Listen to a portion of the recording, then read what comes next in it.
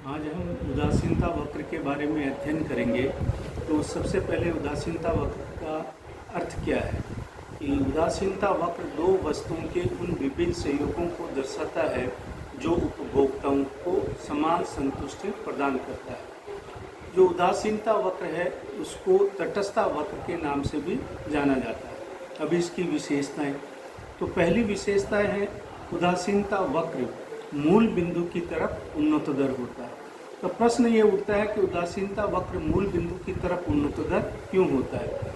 इसका कारण है कि अगर आप x वस्तु की मात्रा ज़्यादा लेना चाहोगे तो आपको y वस्तु की मात्रा को कम करना पड़ेगा।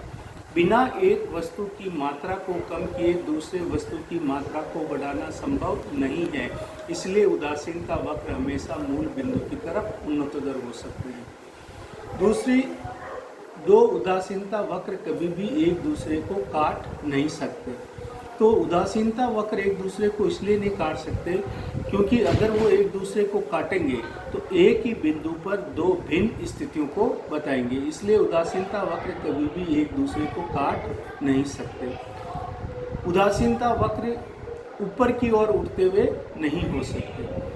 ये ऊपर की तरफ उठते हुए इसलिए नहीं हो सकते क्योंकि अगर उदासीनता वक्र ऊपर की ओर उठेंगे तो इसमें एक वस्तु की मात्रा बढ़ाएंगे तो दूसरे वस्तु की मात्रा भी बढ़ जाएगी, और एक वस्तु की मात्रा घटाएंगे तो दूसरे वस्तु की मात्रा भी घट जाएगी। जबकि उदासीनता वक्र के नियम के अनुसार अगर एक वस्तु की मात्रा को बढ़ाते हो तो दूसरे वस्तु की मात्रा अपने आप कम हो जाती है। इसलिए ये ऊपर की ओर उठते हुए भी नहीं हो सकते। उदासीनता वक्र क्षैतिज आकार के नहीं हो सकते।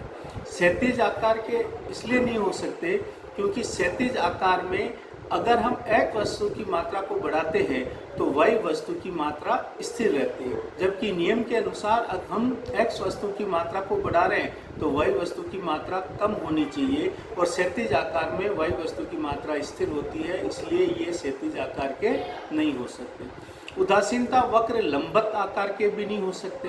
तो लंबवत आकार के इसलिए नहीं हो सकते क्योंकि लंबवत आकार में y वस्तु की मात्रा को बढ़ाते हैं तो x वस्तु की मात्रा स्थिर रहती है, जबकि नियम के अनुसार हम y वस्तु की मात्रा को बढ़ा रहे हैं तो x वस्तु की मात्रा कम होनी चाहिए। उदासीनता वक्र रेंगते हुए आकार के भी नहीं होते हैं।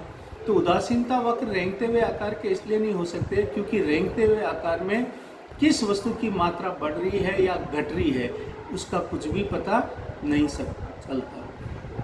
और लास्ट है उदासीनता वक्र हमेशा नीचे दाहिनी तरफ झुकते हुए होते हैं। उदासीनता वक्र हमेशा नीचे दाहिनी तरफ इसलिए झुकते हुए होते हैं कि इसमें अगर हम x वस्तु की मात्रा को बढ़ाते हैं तो y वस्तु की मात्रा कम हो जाती है, और अगर हम y वस्तु की मात्रा को बढ़ाते हैं तो x वस्तु की मात्रा कम हो जाती है।